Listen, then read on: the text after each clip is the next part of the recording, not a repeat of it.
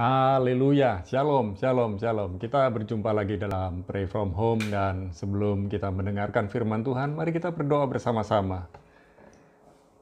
Malam ini, hari ini kami berdoa bersama untuk menyiapkan hati mendengar firman-Mu, dan biarlah lewat perenungan firman-Mu, kami dapat mengerti, memahami, dan melakukannya. Mampukan kami ya Tuhan, untuk mengerti rencana-rencana-Mu, dan berjalan dalam rencana dan kehendak-Mu. Dalam nama Yesus, kami bersyukur, kami berdoa. Amin. Nah, kekasih Tuhan, malam ini saya akan sharing tentang sikap menghadapi masalah. Dan sikap ini sangat penting. Mengapa sikap itu penting? Karena lewat sikap kita, kita dapat mengerti bahwa setiap masalah yang kita hadapi, pasti ada maksud Tuhan yang khusus. Ada rencana Tuhan yang khusus, sehingga kita tidak menyalahkan keadaan, tidak menyalahkan orang lain, tetapi belajar dari masalah yang kita hadapi. Dan ada banyak orang sebenarnya tidak mengerti mengapa Tuhan izinkan masalah itu terjadi. Dan sebenarnya Tuhan punya maksud yang indah, rencana yang indah buat kita. Dan kekasih Tuhan, ada banyak orang juga salah bersikap di dalam menghadapi masalah. Sikap ini sangat penting, dan kalau kita gagal bersikap, maka kita gagal berespon. Dan gagal berespon ini menyebabkan kita juga gagal bereaksi yang benar. Dan mari kita belajar bagaimana sikap menghadapi masalah. Hal yang pertama kita mau belajar yaitu sabar. Roma 12 ayat 12 dikatakan demikian. Bersukacitalah dalam pengharapan, sabarlah dalam kesesakan, dan bertekunlah dalam doa. Di sini dikatakan sabarlah dalam kesesakan. Jadi bukan sekedar sabar karena diperlakukan tidak adil, tetapi mari kita belajar bersabar, karena bersabar ini merupakan ciri orang yang dewasa. Jadi kesabaran itu membutuhkan kedewasaan. Dan kekasih Tuhan, bersabar juga membutuhkan yang namanya pengorbanan. Dan yang namanya pengorbanan itu berarti lebih mementingkan kepentingan bersama daripada kepentingan diri sendiri. Jadi bersabar itu membutuhkan kedewasaan rohani tentunya di sini, bukan kedewasaan secara usia. Karena banyak orang usianya dewasa, tapi sikapnya kekanak-kanakan. Dan kita juga belajar bersabar yang membutuhkan pengorbanan. Dan kita juga belajar bersabar itu artinya mengutamakan kepentingan bersama. Kekasih Tuhan, yang kedua, kita belajar untuk jangan putus asa. Ya, jangan putus asa. Amsal 24 ayat yang ke-10. Amsal 24 ayat yang ke-10. Dikatakan, jika engkau tawar hati pada masa kesesakan, kecillah kekuatanmu. Jika engkau putus asa pada masa kesesakan, kecillah kekuatanmu. Padahal waktu kita menghadapi kesesakan, kita ini sudah kecil kekuatan kita. Rasanya gentar, rasanya tak mampu, rasanya tidak kuat lagi. Tetapi waktu kita tawar hati, kita putus asa, makin kecil kekuatan kita. Tetapi kalau kita mau percaya kepada Tuhan, andalkan Tuhan, tidak fokus kepada masalah kita, maka kita akan beroleh kekuatan yang hebat, kekuatan yang luar biasa. Orang yang putus asa tidak punya pengharapan. Padahal orang hidup itu butuh pengharapan. Dan orang yang berpengharapan di dalam Tuhan tidak pernah dikecewakan. Dan orang yang putus asa cenderung egois. Cenderung mementingkan kepentingan diri sendiri, mengesampingkan kebutuhan-kebutuhan orang lain. Dan orang yang putus asa cenderung mengasihani diri, self-pity. Fokusnya kepada diri sendiri. Padahal ada banyak orang yang lebih menderita. Ada banyak orang yang lebih mengalami kesesakan. Ada banyak orang yang lebih mengalami kesusahan. Dan biarlah mari kita belajar. Kesusahan hari ini biar hari ini. Sebab esok hari ada kesusahannya sendiri. Tadi pagi saya ngobrol dengan istri saya berkata begini, Kita boleh berpikir panjang ke depan, tetapi mari kita belajar menyerahkan pikiran kita, rencana kita, kemauan kita kepada Tuhan. Sebab ada banyak orang mulutnya berkata, ya saya mau mengalir bersama dengan Tuhan. Padahal dia nggak mikir tentang masa depan. Mari kita jangan malas, karena orang yang berkata mengalir bersama Tuhan itu cenderung malas. Jangan malas, jadilah rajin, dan sungguh-sungguh di dalam Tuhan. Jangan putus asa. Setiap masalah-masalah kehidupan yang kita jalani itu mendatangkan kebaikan buat kita sebetulnya. Karena Tuhan sedang mendidik kita, menempa kita, membentuk kita menjadi pribadi yang kuat, pribadi yang tangguh, pribadi yang percaya dan berharap kepada Tuhan sepenuh hati. Saudara yang dikasihi Tuhan, hal pertama, sabar. Yang kedua, jangan putus asa. Dan yang ketiga, kita belajar semakin percaya kepada Tuhan. Kita lihat dalam 1 Samuel 30 ayat 6, tapi kita baca mulai ayat yang keempat.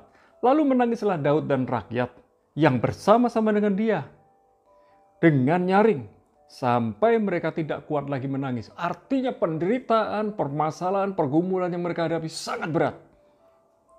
Juga kedua istri Daud ditawan, yakni Ahinoam perempuan Yisrael dan Abigail bekas istri Nabal orang Karmel itu. Ayat yang ke-6, dan Daud sangat terjepit karena rakyat mengatakan hendak melempari dia dengan batu.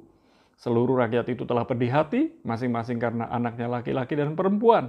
Tetapi Daud menguatkan kepercayaannya kepada Tuhan Allahnya. Hal yang sangat penting dalam kehidupan Daud. Ketika dia kepepet, ketika dia terjepit, ketika dia sedang menghadapi masalah, ketika dia mengalami himpitan masalah, dia ingat Tuhan, dia cari Tuhan. Dan ini yang sangat penting. Saat kita terjepit, marilah kita semakin menjerit kepada Tuhan. Waktu terjepit, ingat, menjerit kepada Tuhan. Dan yang berikutnya kita belajar, walaupun kita tertekan, mari kita menguatkan diri di dalam Tuhan. Dalam segala hal yang membuat kita lemah, membuat kita loyo, membuat kita tidak berdaya, ingat Tuhan baik-baik. Ingat Tuhan baik-baik. Saat ditekan, karakter asli kita akan muncul. Kalau kita bergaul dengan Tuhan, saat tertekan, kita makin menguatkan diri di dalam Tuhan. Dan kalau kita makin percaya kepada Tuhan, kita juga belajar saat tidak berdaya, mari semakin percaya kepada Tuhan. When I'm weak, I am strong. Ketika aku lemah, aku kuat. Ketika aku tidak berdaya, aku semakin percaya kepada Tuhan. Mari, dalam segala pergumulan saudara, apa yang membuat saudara putus asa, apa yang sedang menghimpit saudara, makin kuatkan hati di dalam Tuhan, makin percaya kepada Tuhan, dan berseru menjerit kepada Tuhan. Yang pertama, sabar. Yang kedua, jangan putus asa. Yang ketiga, semakin percaya kepada Tuhan. Yang keempat, berseru kepada Tuhan. Mazmur 107 ayat 28 dan 29. Mazmur 107 ayat 28 dan 29. Maka berseru-serulah mereka kepada Tuhan dalam kesesakan mereka, dan dikeluarkannya mereka dari kecemasan mereka. Dibuatnyalah badai itu diam, sehingga gelombang-gelombangnya tenang. Kekasih Tuhan, orang yang tenang bukan berarti nggak punya masalah. Orang yang tersenyum bukan berarti hatinya dipenuhi dengan kebahagiaan. Wajah yang penuh sukacita bukan berarti dia tidak pernah menangis. Tetapi di dalam kesesakan, waktu kita tahu siapa Tuhan kita, waktu kita benar-benar mengenal siapa Tuhan kita, sikap kita, respon kita, reaksi kita beda dengan kebanyakan orang.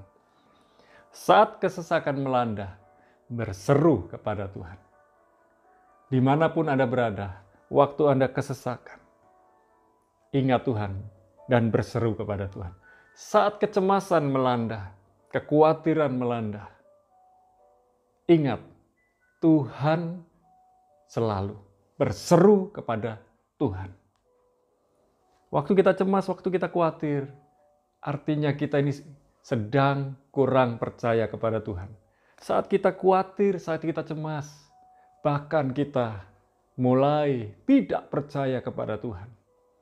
Tetapi di saat kita khawatir dan cemas, ingat Tuhan dan berseru kepada Tuhan. Dan saat himpitan melanda, saat kita tidak berkutik, saat kita tidak mampu, saat kita tidak berdaya, berserulah kepada Tuhan. Tuhan sanggup menolong Anda, Tuhan sanggup menguatkan Anda, dan Tuhan adalah sang jawaban, sang pintu, sang jalan. Hal pertama, sabar. Yang kedua, jangan putus asa. Yang ketiga, semakin percaya kepada Tuhan. Yang keempat, berseru kepada Tuhan. Tuhan menguatkan saudara, miliki sikap yang benar menghadapi masalah, dan mari kita berdoa. Bapa, di dalam nama Yesus kami minta ya Tuhan, hikmat-Mu, kekuatan-Mu, pertolongan-Mu, rencana-rencana-Mu, dan kehendak-Mu jadi dalam kehidupan kami. Biarlah setiap rencana kami gagal dan rencana Tuhan yang berhasil dalam kehidupan kami. Biar kehendak-Mu yang jadi, bukan kehendak kami yang jadi. Tolong kami Tuhan untuk makin dengar-dengaran dengan Tuhan. Makin percaya kepada Tuhan. Dan kami percaya, masalah boleh terjadi, tetapi bersama dengan Tuhan kami diluputkan dari masalah yang menghancurkan kami. Kami diberi solusi, kami diberi jawaban oleh Tuhan. Malam ini kami juga berdoa buat saudara-saudara kami yang sedang mengalami sakit, baik yang sedang mengalami sakit COVID-19, yang sedang ada isolasi mandiri di rumah, maupun yang sedang dirawat di rumah sakit. Kami berdoa ya Tuhan, Tuhan menyembuhkan menjamah.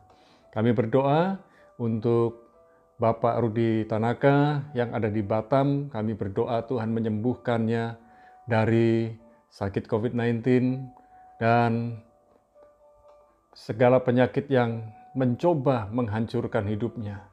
Kami berdoa Tuhan menyembuhkan, memulihkannya. Proses cuci darah dapat berjalan dengan berhasil, dan kami berdoa para donor darah, pendonor darah buat Pak Rudi sudah disediakan oleh Tuhan. Kami berdoa buat saudara-saudari kami yang sedang mengalami sakit. Kami berdoa buat Yofi yang sedang mengalami kanker. Tuhan memberikan kesembuhan, pemulihan total. Dan kami juga berdoa buat Pak Slamet dipulihkan dari stroke-nya. Dan kami menyerahkan Pak Roni, retina matanya dipulihkan, dan bahkan kami berdoa Pak Daud, biarlah pandangan matanya makin jelas, bisa melihat lebih jauh dan disembuhkan dari diabetes. Kami berdoa buat anak-anak Tuhan yang sedang mengalami sakit di lambungnya, di paru-parunya, di jantungnya, di kepala, dan sakit-sakit yang lain yang sedang dialami oleh anak-anak Tuhan. Oleh bilur-bilur Yesus, Tuhan menyembuhkan mereka. Khususnya untuk Ibu Mega, Tuhan menyembuhkan dari pendarahan. Dan berhentilah pendarahan, biarlah pemulihan terjadi dalam hidupnya. Dalam nama Yesus. Kami berdoa buat saudara-saudari kami yang sedang bekerja, yang hari-hari ini sedang dalam proses negosiasi surat, yang sedang negosiasi hal-hal pembayaran, juga sedang negosiasi mengenai rencana-rencana pekerjaan mereka. Satu dengan yang lain kami berdoa, Tuhan menolong, Tuhan memberikan solusi, Tuhan memberikan jawaban tepat waktu. Dan kami juga berdoa buat setiap anak Tuhan yang bekerja, baik sebagai karyawan maupun pengusaha, di bidang pekerjaan apapun yang mereka kerjakan, baik di toko, di gudang, di kantor, di pabrik-pabrik, di hotel, di dunia pariwisata, dan di dunia pertambangan, pertanian, perkebunan, dan peternakan, serta dunia keuangan. Kami berdoa Tuhan, dimanapun mereka berada, baik di apotek maupun di toko, kami berdoa ya Tuhan, tolong biarlah mereka benar-benar menegakkan protokol kesehatan dengan benar. Dan kami percaya berkat Tuhan melimpah atas hidup mereka. Pertolongan Tuhan, hikmat Tuhan ada pada mereka. Kami berdoa pula Tuhan untuk rekan-rekan kami yang mengikuti Pray From Home dengan setia, Miss Lydia yang ada di Jakarta, keluarga Alvinsiu yang ada di Malaysia. Kami juga berdoa buat kekasih Tuhan, jemaat Rock Jajak yang mengikuti dengan setia Pray From Home. Demikian pula untuk Ibu Siana di Serpong dan keluarga Haris dan Intan kami yang ada di Solo. Kami berdoa Tuhan menolong memberkati mereka. Juga saudara-saudari kami yang lain yang mengikuti Pray From Home, baik hamba-hamba Tuhan maupun anak-anak Tuhan, kami berdoa Tuhan menjawab setiap keperluan, kebutuhan mereka masing-masing. Terima kasih Bapa, kami menyerahkan bangsa Indonesia dalam tangan Tuhan. Biarlah Indonesia aman, tertib, damai, sejahtera. Dari Presiden Jokowi sampai jajaran terendah di pemerintahan Indonesia, bahkan dari pusat sampai daerah-daerah, Tuhan memberkati. Tak lupa kami berdoa biarlah Bupati, Wakil Bupati, dan Dinas Kesehatan yang ada di Banyuwangi dapat mendistribusikan vaksinasi COVID-19 dengan tepat sasaran dan dapat merata. Demikian pula untuk daerah-daerah yang lain kami juga berdoa, biarlah proses vaksinasi dapat berjalan dengan lancar dan dibagi secara merata. Kami berdoa Tuhan pulihkan India dan biarlah India mengalami proses kesembuhan dan pemulihan dengan cepat. Dan kami juga berdoa biarlah bantuan-bantuan datang untuk India. Kami percaya India butuh Tuhan Yesus. Dan kami menyerahkan kehidupan saudara-saudari kami yang ada di luar negeri. Biarlah mereka semua hidup berjalan di dalam takut, hormat, dan gentar kepada Tuhan. Malam ini kami mengangkat kedua belah tangan kami. Turunkan segala berkat-Mu yang terbaik ya Tuhan. Di dalam nama Bapa, Putra, dan Roh Kudus, di dalam nama Yesus kami bersyukur dan berdoa, sama-sama katakan amin. Tetap semangat, tetap percaya, Tuhan punya solusi buat saudara. Tuhan Yesus memberkati.